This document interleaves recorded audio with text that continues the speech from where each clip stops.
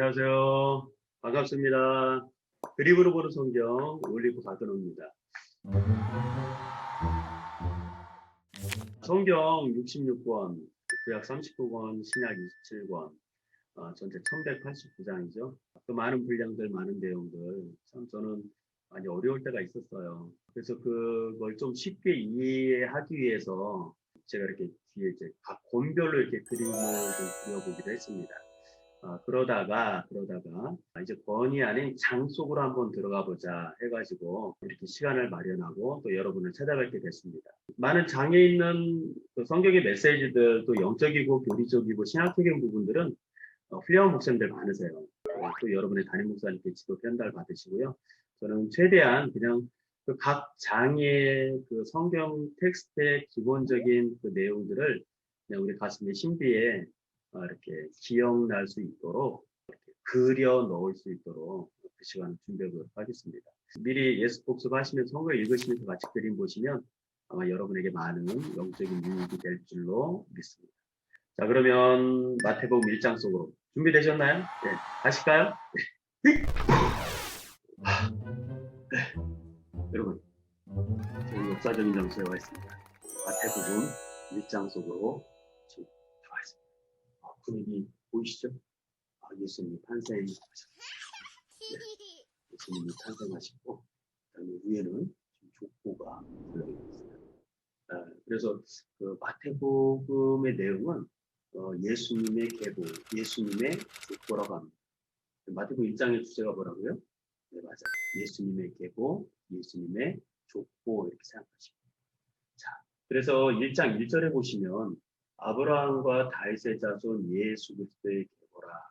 네, 그렇게 돼 있죠. 그림을 보시면 여기가 이제 에덴 동산이고요.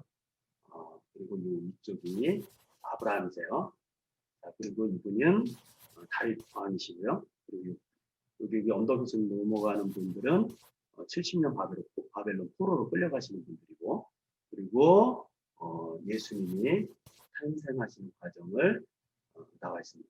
그래서 이 족보에 보시면 아브라함과 다윗의 자손 예수 그리스도의 계보라 이렇게 되어 있단 말은 뭐 아브라함과 다윗은 구약을 대표하고 있습니다.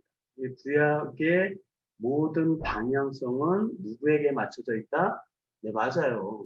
예수 그리스도에게, 예수 그리스도의 오심을 향해서 그 방향성이 맞춰져 있다 이렇게 생각하시면 돼요. 그런데 그 족보 2절부터 이제 16절까지 이제 뭐가 나오냐면 낳고 아브라함이 이삭을 낳고 이삭은 야곱을 낳고 야곱은 유다하고 형제를 낳고 유다는 베레스와 세라를 낳고 베레스는 헤스론을 낳고 헤스론은 남을 낳고 남은 아벨을 낳고 나아부서 밭을 낳고 밭은 누덱에서 오벳을 낳고 오벳은 이삭을 낳고 이삭은 다윗상을 낳느니라 낳고 그래서 이러다 보면 이제 나타가 졸고 있죠. 그런데 17절에 보면 이걸 딱 정리를 잘 해놨어요. 17절 어떻게 정리해놨냐면 그런 중 모든 대수가 아브라함부터 다윗까지 몇 대요? 14대요. 다윗도 바벨론으로 사로잡혀 갈 때까지가 14대요. 바벨론으로 사로잡혀간 후부터 그리스도까지 몇 대요? 14대라 이렇게 되어 있습니다. 그래서 예수님까지 오시기까지 몇 대로 나뉘냐면 세 대로 나눈 거예요. 그래서 요셉이 이렇게 있잖아요. 족보를 가르치면서 뭐라 그래요? 세대로 나눠져 있습니다 하고 지금 사인을 두고 있죠. 아브라함부터 다윗까지, 다윗부터 바벨론까지, 포로기까지, 바벨론 포로에서 예수 그리스도까지 14대, 14대, 14대라고 해서 3대에 걸쳐서 14대로 교수를 나누고 있다고 지금 요셉이 지금 힌트를 주고 있죠. 예, 그렇게 돼 있고 또 하나는 이 족보 안에 다 남자들이잖아요. 그런데 마리아도 힌트 주고 있어요. 마리아가 지금 손을 보세요. 요셉은 이렇게 해서 3대로 나눴다고 사인을 줬는데 마리아는 어떻게 해요? 네, 여인들이 몇 명 있어요? 5명 있어요 하면서 5명의 여인들이 어디에 나온다고요? 손을 보시면 족보에 또 5명의 여인들이 나온다고 얘기하고 있어요. 누가 나올까요? 네, 맞아요. 다말 나오죠. 그리고 라함 나오죠. 그리고 보아스 안에 룬 나오고 이방 여인 모압 여인 룬 나오죠. 그리고 우리아의 안에 나오죠. 그리고 마리아 나오죠. 자, 족보의 여인들 5명이 나온다는 사실 기억하시면 좋을 것 같아요. 자, 또 하나 꿀팁인데요. 마태복음의 족보는 이렇게 아브라함서부터 누구까지요? 예수님까지 이렇게 내려오는 하향식 족보로 돼 있어요. 자, 그런데 누가복음의 족보는 예수님부터 올라가요. 그래서 그 위는 그 위는 그 위는 그 위는 그 위는 하나님이시라. 이렇게 나와있죠. 자, 다시 한번요. 그럼 사복음서 중에서 족보가 나온 책이 뭐라고요? 네, 마태복음하고 누가복음이에요. 자, 마태복음의 족보는 내려오는 족보, 그리고 누가복음 3장의 족보는 위로 올라가는 족보, 이렇게 생각하시면 될 것 같습니다. 그리고 또 하나는 중요한 건데요. 지금 16절에 이런 표현이 있어요. 야곱은 마리아의 남편 요셉을 낳았으니 마리아에게서 그리스도라 칭하는 예수가 나십니다. 그 위에는 전부 다 어떻게 됐냐면 엘리웃은 엘라사를 낳고 엘라사는 마단을 낳고 마단은 야곱을 낳고 야곱은 요셉을 낳고 요셉은 예수를 낳으시니라, 이렇게 되는 거 아니겠어요? 근데 그게 아니라 갑자기 뚝 끊어져요. 그래서 제가 이렇게 마리아하고 요셉하고 띄어놨어요. 왜? 죄인의 씨로 오신 예수님이 아니신 거예요. 예수님은 어떻게 잉태되시죠? 성령으로 잉태되셨어요. 그래서 마리아를 통해서 성령으로 잉태돼서 처녀가 잉태하여 아들을 낳을 것이라고 이사야서에도 예언을 했었던 것처럼 여인의 후손으로 오실 그 예수, 그렇기 때문에 죄인의 씨가 아니라 성령으로 오셨다는 걸 표현하고 있죠. 이 장면, 요 16절의 장면을 로마서에는 이렇게 얘기하고 있어요. 로마서 1장 2절, 3절, 4절에는 이렇게 표현합니다. 이 복음은 하나님이 선지자들을 통하여 구약을 얘기하는 거죠. 그의 아들에 관하여 성경이 미리 약속하신 것이다. 자, 그의 아들에 관하여 말하자면 육신으로는 다윗의 혈통에서 나셨고, 이 말씀을 이루고 계신 거예요. 그리고 4절에 성결의 영으로는, 그러니까 성령으로는 죽은 자들 가운데서 부활하사 능력을 하나님의 아들로 선포되셨다. 이 상황을 이렇게 얘기한 거죠. 다윗의 육신으로는 다윗의 혈통으로 오셨죠. 그리고 성결의 영으로, 성령으로 잉태되셨음을 지금 이야기하고 있습니다. 그분이 누구시라고요? 네, 맞아요. 예수. 예수라는 뜻이 뭘까요? 자기 백성을 저희 죄에서 구원할 자. 그분은 그냥 갑자기 우연히 온 것이 아니에요. 우리가 갑자기 우연히 만들어진 게 아닌 것처럼 그분은 구약의 모든 성경이 그분을 증거하고 있고 또 그분이 오실 것을 예언하고 있죠. 그 중에 대표적인 두 가지가 뭐냐면 창세기 3장 15절에 여기 창세기 보이시죠? 창세기 때 두 가지 사건이 있어요. 하나는 먹지 말라는 선악과를 따먹으로 죄가 들어온 사건이에요. 그리고 그 사건을 해결하기 위해서 하나님께서 여인의 후손을 통해서 메시아를 보낼 것이다. 창세기 3장 15절 내용입니다.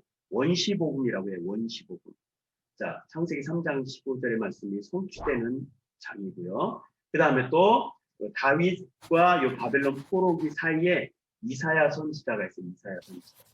요 정도 돼요. 선지자가 이사야가 7장 14절에 보라 처녀가 잉태하여 아들을 낳을 것이요. 그리고 임마누엘이라. 임마누엘은 하나님 우리와 함께 하시다는 뜻이죠. 네.